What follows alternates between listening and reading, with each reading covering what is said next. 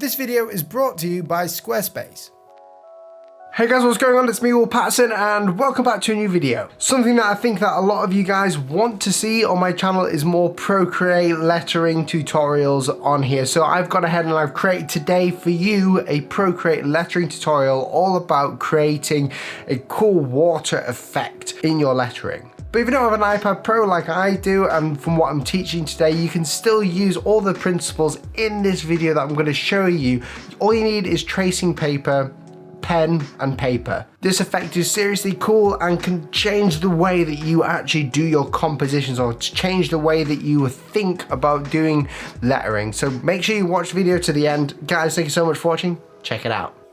Hey guys, what's going on? It's me, Paterson, and welcome back to a new video. Today I've got the brand new iPad Pro, and this has actually made me really inspired to show you some of my hand lettering. So you guys may know me from my logo designs. Well, today I'm going to be showing you a tutorial on hand lettering, an actual tutorial that you guys have wanted to see for a while, which is how to create a water effect. So how do you actually go about creating the splashes of water inside of a piece of lettering that you've created? So first of all, I'm going to quickly create some lettering. So I'm going to do this on an A4 sheet of paper, just bring it up in Procreate. The first thing I always do is get my drawing guide and I edit it. You guys might not be able to see this very much, but this is just to help me understand where my guides are. So maybe you can see it here very lightly. The next thing I like to do is to create basically a piece of type. So you do that, and I'm just going to quickly do this, probably with just a pencil, and we're going to call it chill or water or something like that. So I'm just going to use this brush here, and this is going to give us a cool, nice brush effect. It's very, very thick, this brush, but it always works better when you've got a thicker brush. We're just going to try and create this sort of type here.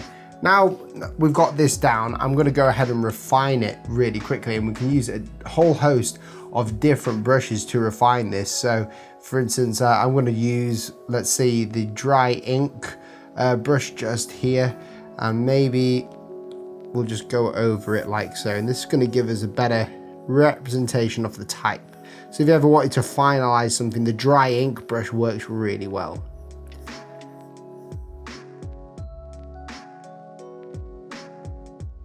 And you can do this on a new layer if you really want to, but there's no real point because you're just going over this type a few times. Now, the great thing about the iPad is that if you're someone who works with typography like logo type design or anything, you don't actually need tracing paper because you've got the layers system, just like in Photoshop and Illustrator.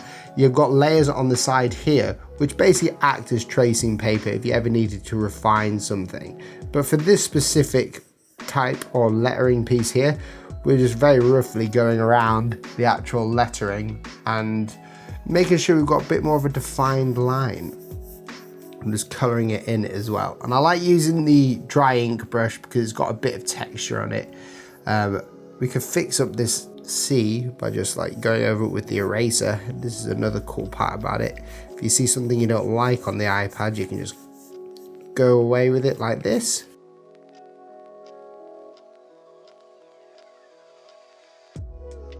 If you're doing this with me, you don't actually have to create a new piece of type to do it. You could use your old ones if you like. I'm just creating one for you guys so you can see pretty quick. And this is just a good way of refining your artwork here. The app that we're doing this in is called Procreate, and the app is really good for lettering. I've been using it for a few years now.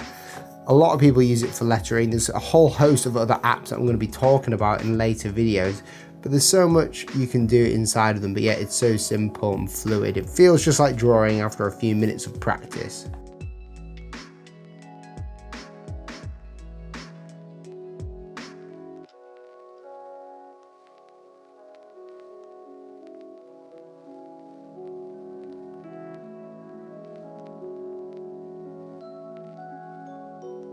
But as soon as you've got this sort of type down, then now we can start doing the next process. And this process is actually really fun. Now, the first thing I do to create those waves or a sense of movement and direction within the type is to create a guide. And again, I like to do this very visually. So what I'm going to do is create a new layer on top.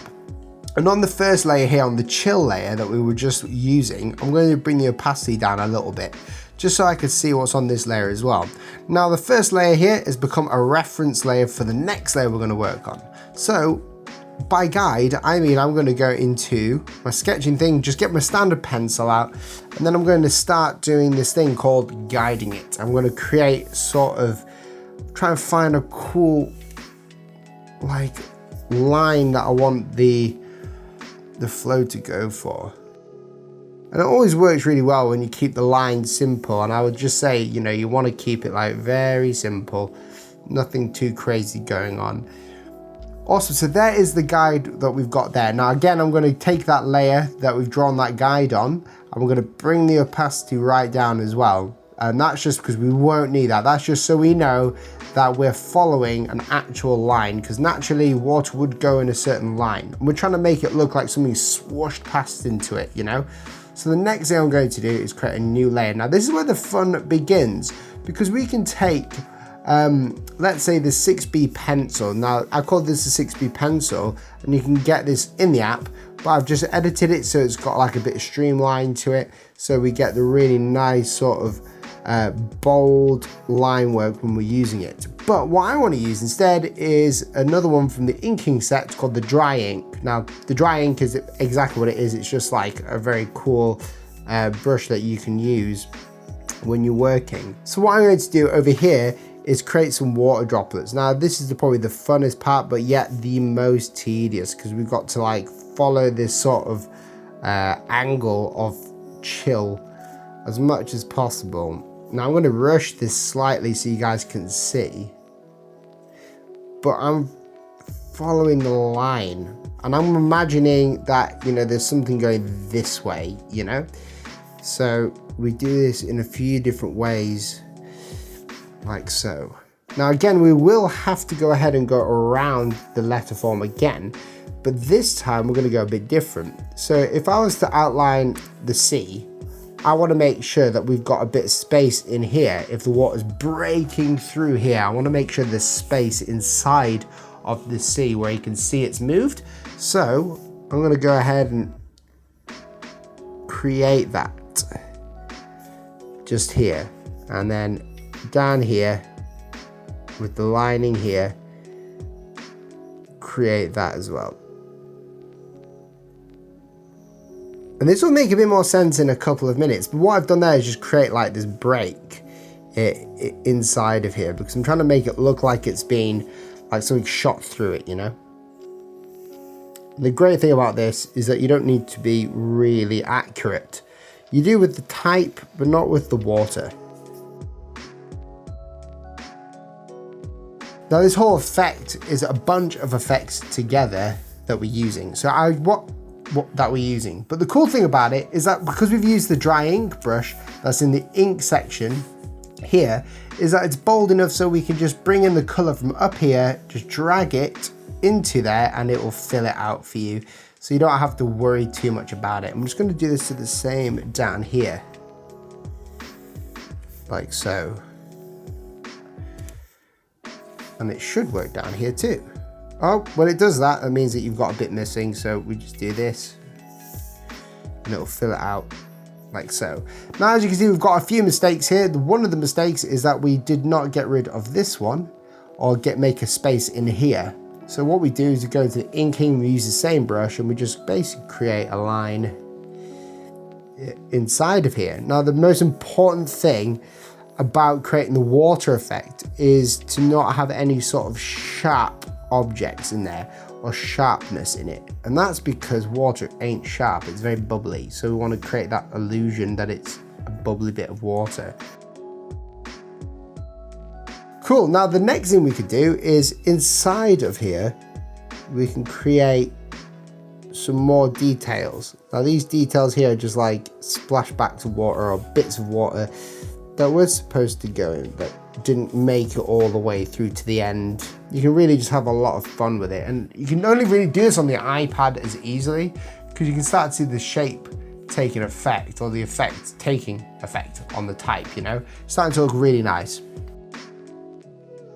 Now all we need to do through this is just to basically carry on creating those bits of detail from here into the next letter, making sure it breaks into the next letter, if that makes sense. So for instance here, this is breaking into there, but it doesn't make it all the way through.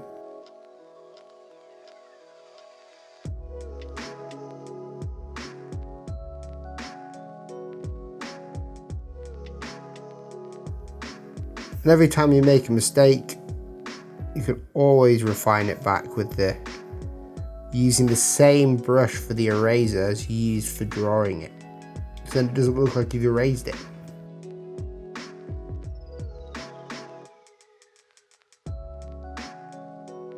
And the more water droplets you put in, the more speed you kind of add to type that you're working with, you know, and how thin it is as well shows the speed of it and how long, because like if you had like a really long one, it would seem a lot faster, and I kind of like that, so we may keep that, but gotta be wary of that. It depends on how gloopy you want it to look. Now another thing you can do whilst you're creating this to create an even more drippy effect is to create a new layer on top. And this is so you can turn it off and on, but we could create some droplets of water. Now this is where the guides come in very, very good, because droplets of water, if it was just sat there, you know, and it was going in this direction as we've drawn, droplets of water would just literally drip straight down. So having these guides that are vertical are pretty good, because what we can do now is from here, we could create some droplets of water going straight down, but then we round them off here. Now this rounding is what gives the gloopy effect, and this is what you want. So depending if you want it to be chilled or angry or whatever, you can have different effects for it. Then we have little droplets like so. Create big ones, small ones, you know, generally they get thinner towards the end, but keeping them pretty obvious and keeping them straight as well will give the illusion that gravity is taking, you know, the actual water down. Then adding some drops and putting them in, you know, strange places and letting it interact with the other lettering as well, or the other letters inside of here are really good as well. Don't forget to come up to the top and create some here, and then maybe have a little drop here. Once you get this effect down, it's a very easy effect. It's kind of tedious because you got to go all the way through it, but the more detail you add, the cooler it can look.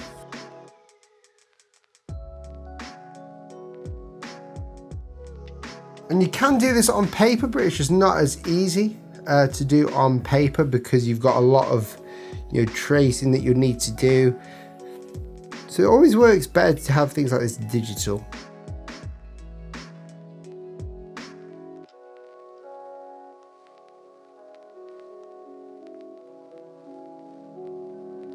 Yeah, I've taken whole compositions of this, and when a composition is like, doesn't look very good, but you want to add something else to it to make it look even better, this is the style of thing that you would want to do. This sort of thing will keep the freshness of the work going. Now this one's obviously really strange, but hopefully you can see the examples that I'm trying to give to you guys. But then all we do now is we just add more detail all the way through, making sure that the drops and everything are balanced, because this is still lettering. You want to make sure it's all symmetrically balanced, if that is even a thing.